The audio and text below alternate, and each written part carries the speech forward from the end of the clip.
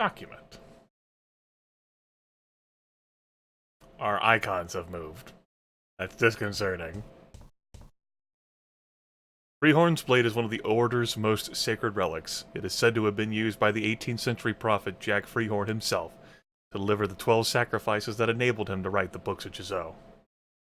This probably would have been better at the end of last video instead of the start of the new one. Oh well. When a person dies, their body, mind, and soul separate and drift apart. An individual killed by Freehorn's blade, however, separates differently. They leave their body behind while the mind and soul remain together. This resulted in a non-corporeal spirit of an unusual ability, capable of strong manifestations, but they remain forever under the command of the one who wielded the blade. So, for example, Malcolm takes out old Trilby. Trilby's spirit is under the command of Malcolm. An individual can exploit a loophole in these rules by killing themselves with Freehorn's blade, which would theoretically transform them into an immensely powerful spirit, a magic-infused force of pure will. By Malcolm giving Malcolm the Freehorn's blade, Malcolm's able to use it to kill himself, thus becoming Malcolm. The Malcolm who was able to give Malcolm Freehorn's blade. We'll talk more about this in the epilogue. None, however, have yet chanced this. Anyway, there's some blood here. Goodbye, Janine. In loving her, you tainted her. How dare you love someone? I mean, there's different definitions of love.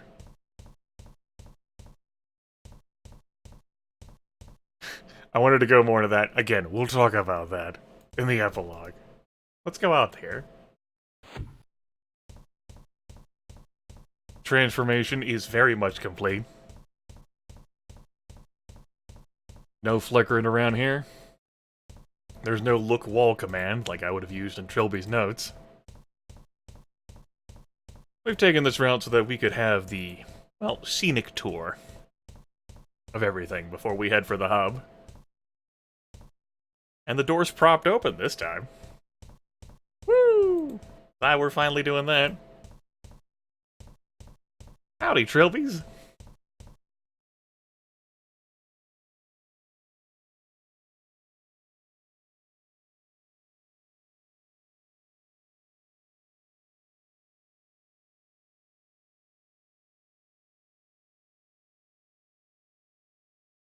Infinite supply of Trilbies. Well, at least until we run out. Firstly, I'm in no hurry to die. Our armada of Trilbies. Behold our fleet, our flotilla. Harpsichord here, out of control. Part of the reason why the music in this game is so good is, you know, how it, like, distorts, it calls back to the original music of Trilby's notes. I say original because that was an original score created for the game, and the music in that game was good. There have certainly been not just like game series, but like, you know, movies or television series that like or video games that'll like call back to prior entries through. I'm having like a rambling moment here, and I'm gonna blame that on something that's not me. It also allows us to enjoy the atmosphere here. Breathing much similar to Jizo's, yeah, in that moment there that we had with Malcolm in Day 5.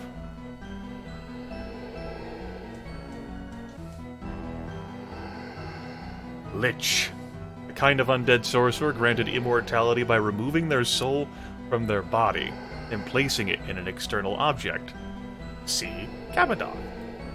The Lich's body is indestructible. It can still be stretched, twisted, and made to feel pain, but only damage to their soul artifact will cause permanent damage. I wonder how well he's been doing, what with... So, like... Okay, so we're gonna have another moment here. It wasn't a... Believe me, I am just as surprised as you are that we're going to have another moment here.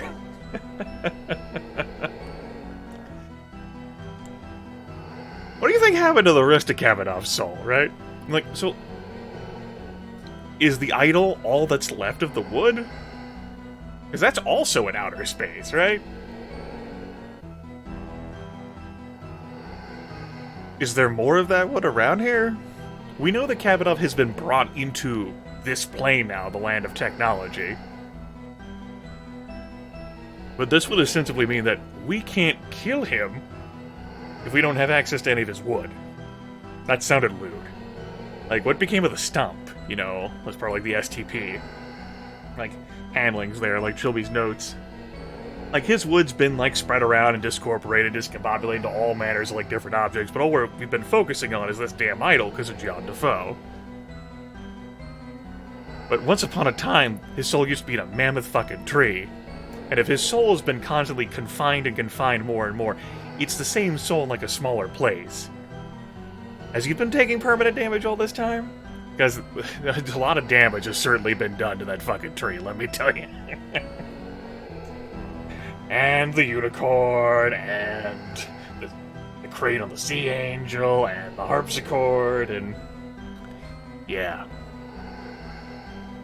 Well, that's probably not our problem, right? And when that shit's lobbed into the whole plasma exhaust, if that is all that's left of the wood, all that's left of Kavadov's soul, well then his soul's gone.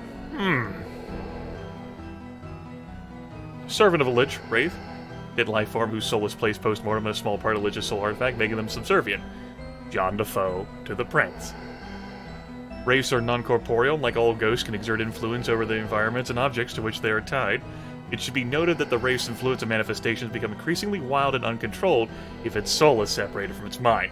Case in point, the soul's in fucking outer space. And nowhere near Earth. So, that was great. Glad we got to have that little moment there. Good talk, everyone.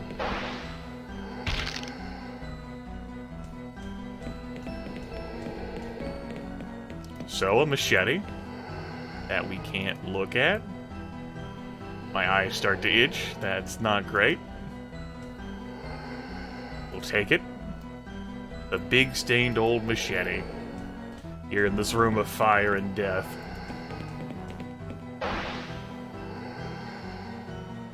Well, since we're here, let's rustle up a new trilby. Head on upstairs. Prince appears and only takes out one trilby, while the other two stand around impotently.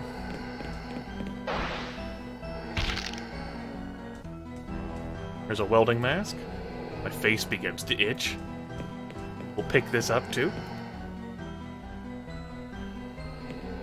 An old-fashioned welding mask dotted with blood. Mom, we're out of trilbies.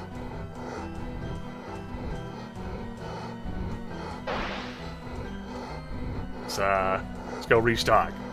Resupply.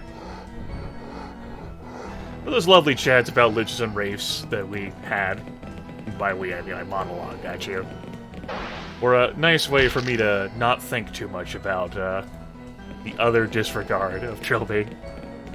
It'd just be relegated to like a red shirt here.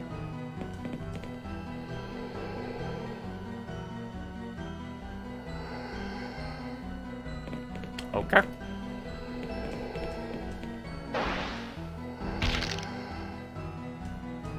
There's a train coming, too. Shiver runs through my whole body. We'll go ahead and take this. You'll see these parts have assembled, like some hellish Voltron.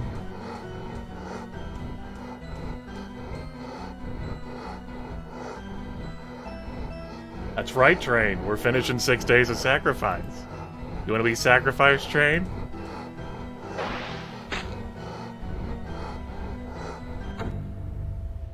John Defoe's mind powerful enough to then stab Theo in the face. But then Theo is transported back here to his bunk. Listen, Train. It's fucking 4:21 in the morning.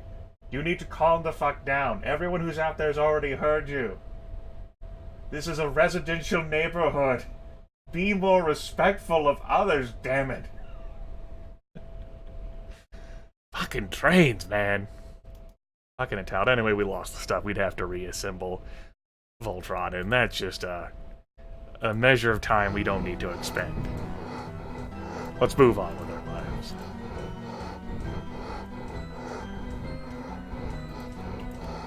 Look, I know stairs are hard. They were hard for Trilby in the first game. And your limbs barely function. It hurts. It sure does.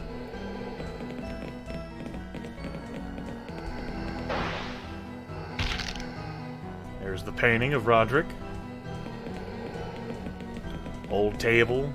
Phil used to sit here, look at the clippings. Jim sat here at one point.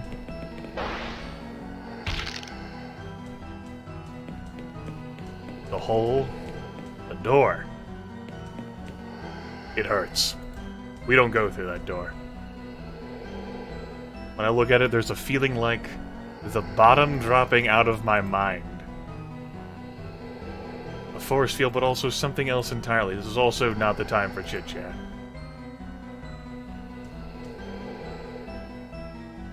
Putting on the outfit makes the thing disappear. The prince takes out the final Trilby guard.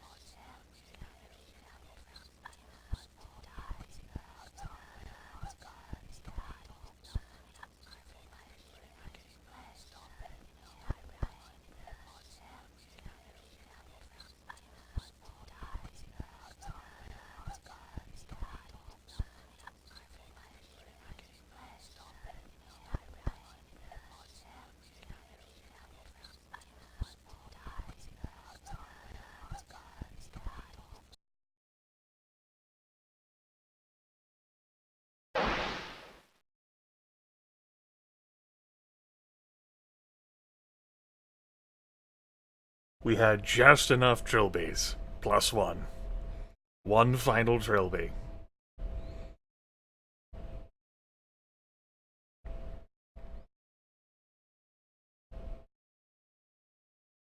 Train's still having a go of it.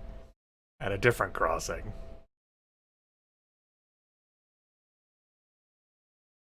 Anyway, Defoe Manor was supposed to have been burnt down. And, the guide here, Malcolm, recommends the Trilby, the last Trilby. Take care of that. There's some petrol. We know about the petrol. We saw that barrel.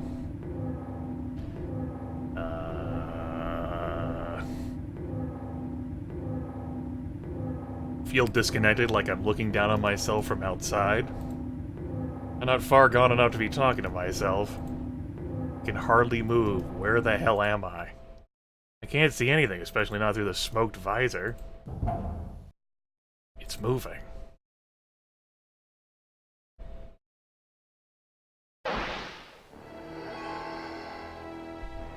That was the prince? He just fucked off? That's right, that was our hand sticking out of that damn box. The end of 7 days. We're back here.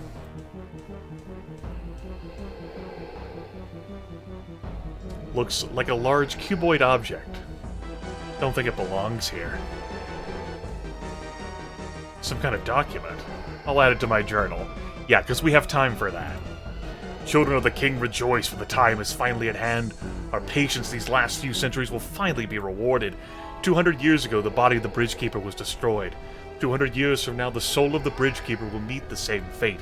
These are known as bridge events. Their significance was so great that they sent ripples of weakness through the timeline itself, echoing off into both the past and future. On the 28th of July, 2189, the ripples from the past will collide with the ripples from the future, creating an area of extreme weakness between the two realms, completely disregarding time as we know it because Jizo doesn't give a fuck. The third bridge event, the destruction of the mind, occurs at this point. The force of the explosion will penetrate that area of weakness and form the bridge between the realms. Over this bridge, the King Jizo will come. He will come to save us and all the men of technology from sin. We must, however, be alive to enjoy this new age of perfect purity, and so it is important that the complex and ophthalmology building be evacuated at least 1 week prior to the bridge event. That's not good. It's a bomb, isn't it? It's a bomb. Oh my god, Theo, a bomb! A bomb! There's enough nano explosive here. Okay, so we do have nano stuff around this time. You atomize the county. Well, better get cracking with your one hand. I know you're not an electrics wizard, but he's knowledgeable enough to see that the bomb's already been defused. But how? Why? Who? It's been ruined. As long as it's not damaged, the thing isn't going to explode. Alright, everything's perfectly fine. Let's just take off this stupid outfit. We can't. Who am I kidding? We gotta remain clad in these garments. Shit!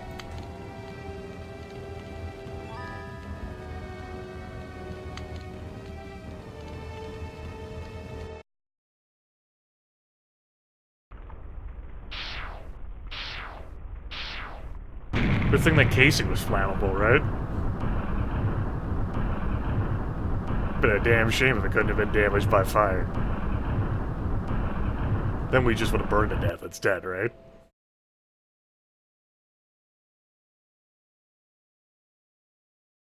"6 days later. Early August."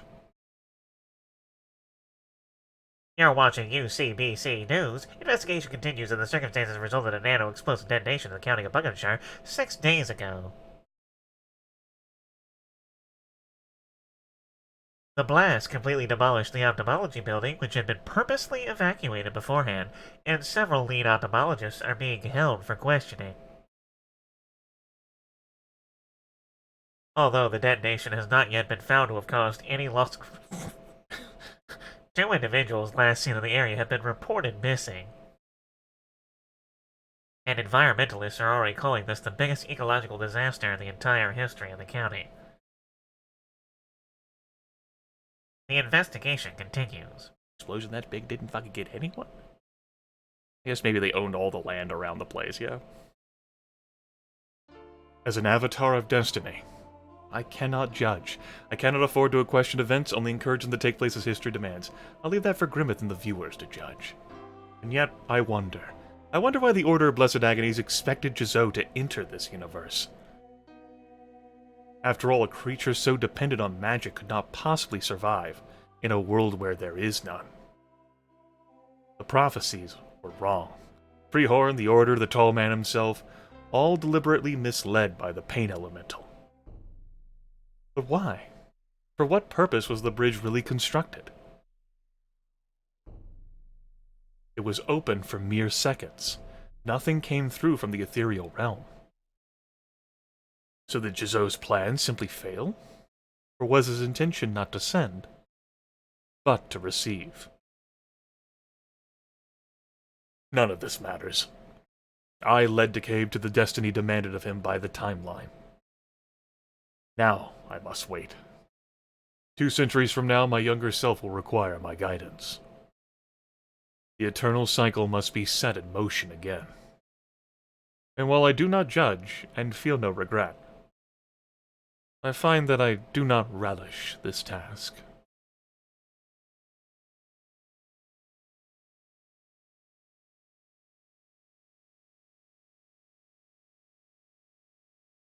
In the 18th century, the prophet Jack Freehorn put to paper the 3 books of Jizou, the blood of the 12 sacrifices still fresh on his hands. My understanding is that this has been added by the special edition. The Book of the Prince, the Book of Victims, and the Book of the Bridge. This is a central tenet in the faith of the Order of Blessed Agonies. What is not known, not even by the highest acolytes, and likely not even by the Prince himself, is that there was a 4th book. It seemed to contradict the other prophecies, and Freehorn discarded the draft, thinking it a garbled message. This was the Book of the New Prince. Here is what it said.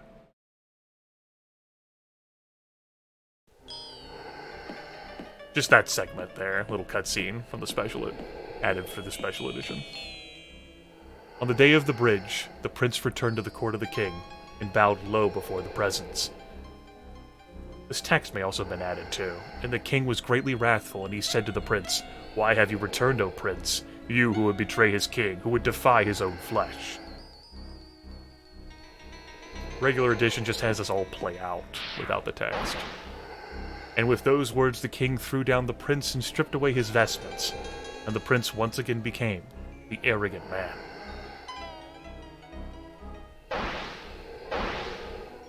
And the arrogant man said, "I wanted only to please you, my king. I know you schemed to replace me. If I betrayed you, it was only to remain your prince." And the king replied, "I have not forgotten that you are the arrogant man, and still your arrogance blinds you. Who are you to question my plans, you little man of linear time? Who are you to believe he knows what is best for I, who has drunk down the agonies of a million men, I, who has seen to the edge of forever?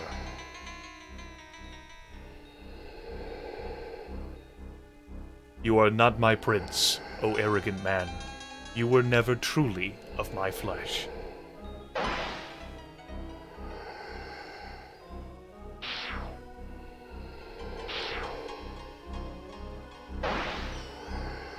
And the king took the vestments of the prince and gave them to the man of purity, and the man of purity became the new prince.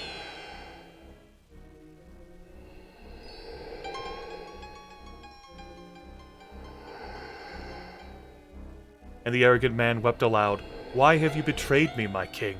What have I done that I should earn this wrath?" Came to reply, "Long ago you were offered the chance to fulfill the role of the bridge, as a being of both magic and technology." I don't remember any of this at all. "You could have proven your commitment to your king. You could have chosen your successor. But in your arrogance you resisted, and created the child to become the bridge in your stead. And after you learned the true purpose of the bridge, you had the audacity to subvert my will. Weakly you sought to avert your destiny, and the destinies of others. Rejoice, arrogant man, for I have provided another opportunity to fight your fate. Simply defeat your successor, and return to my side."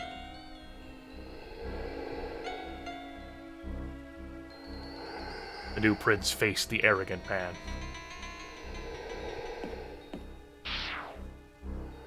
And the new prince threw down the arrogant man. I don't remember any of that dialogue at all. I'm gonna have to look at my video later. Not this video, of course, but my series from 8 years ago. I remember this interaction, this cutscene.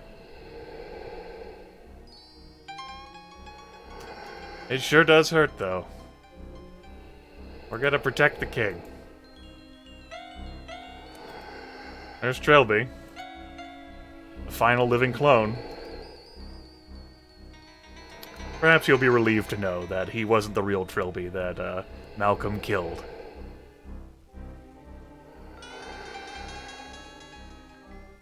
Here's the arrogant man. We're gonna take his place.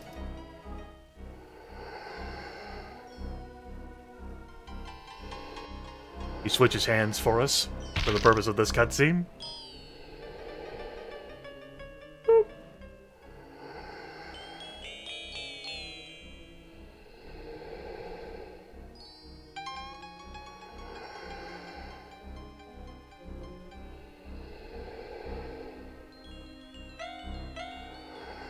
And the arrogant man knew the name of the king, the book of the new prince. I remember that dialogue at the end. I remember that bit, that snappy bit. Everything else, huh. Okay. That was 6 Days of Sacrifice. The end of the Trilby quadrilogy, Chazot Mythos, John Defoe series.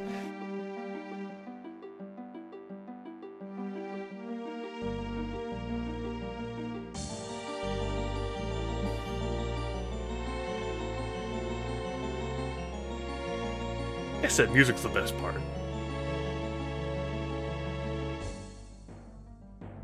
Nice callbacks and touchstones and remixes of songs we had already heard.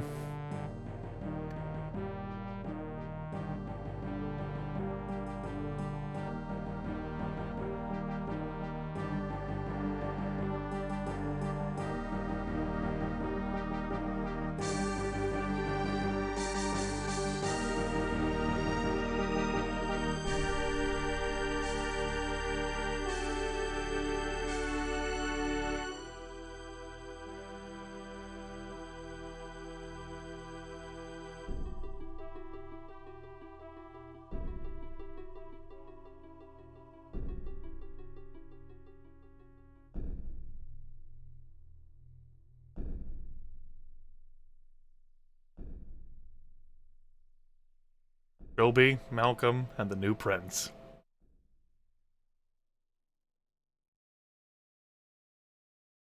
Okay. Yeah. No music. Alright, so I definitely am going to put my thoughts, my distillation, my concentration, a separate video.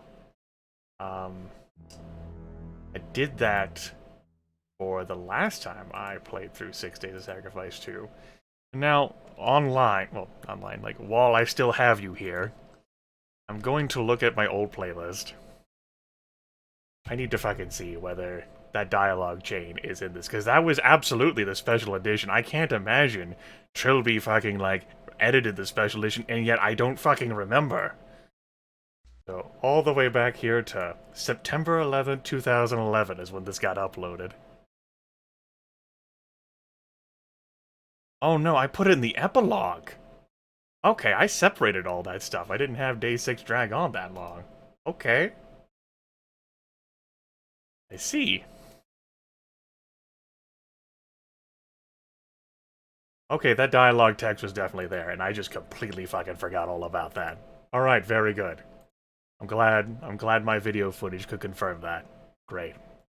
Thanks. Thanks, Grimith, for preserving the past. We should have killed that shit into the gungeon. Yeah, so there's gonna be another video that's gonna wrap up my thoughts, the revisiting of these games. Talk about it, my feelings now, which I'm not sure how different they'll be from my feelings then. I'll have different observations. Maybe some things will have bothered me less. But it's good for me to give this a day or two to percolate and then record. In part because, well, I mean, the strawberry daiquiri I had put me in such a good mood. How could I be possibly resentful of anything we saw? Trilby clone! I remembered how I could be resentful. Agony of the soul. Yeah, I fucking remember now. Great! So, that was our revisiting ride done. Courtesy of the revisit poll that I fired off for patrons earlier this year. That was their blessing they earned. And, the Trilby Quadrilogy games won out over all the other contestants of the poll. I don't anticipate there will be another revisit poll. That was the chance there. This was pretty fun, though. Well, this specifically wasn't, but the others, yeah. Yeah, it was pretty good. I'm gonna go now. We'll talk in a bit. I imagine I'll have this video uploaded and published on the scheduler the same day this one came out. Which should be October 31st. Spooky intelligent design. Yes, I'm sure. I'm going now. Far, far, far away.